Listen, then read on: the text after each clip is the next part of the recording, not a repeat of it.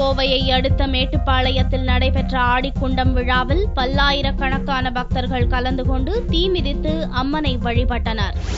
கோவையை அடுத்த மேட்டுப்பாளையத்தில் உள்ளது வனபத்ரகாளி அம்மன் கோவில். இங்கு ஆண்டுதோறும் ஆடிக்குண்டம் விழா வெகு விமர்சையாக கொண்டாடப்படுவது வழக்கம்.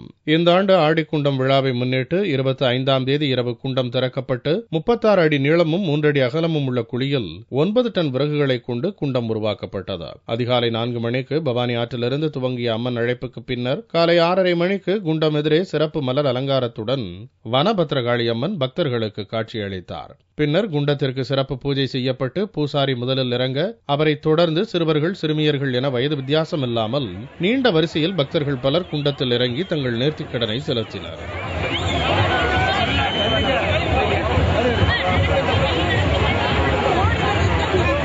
ஆடிக்குண்டம் விழாவை முன்னிட்டு போலீசாரும் ஊர்காவல் படையினரும் பாதுகாப்பு பணியில் ஈடுபட்டிருந்ததோடு அரசு போக்குவரத்து கழகத்தின் சார்பில் கோவை, திருப்பூர், சத்தியமங்கலம் ஆகிய ஊர்களிலிருந்து கோயிலுக்கு சிறப்பு பஸ் வசதிகளும் செய்யப்பட்டிருந்தன.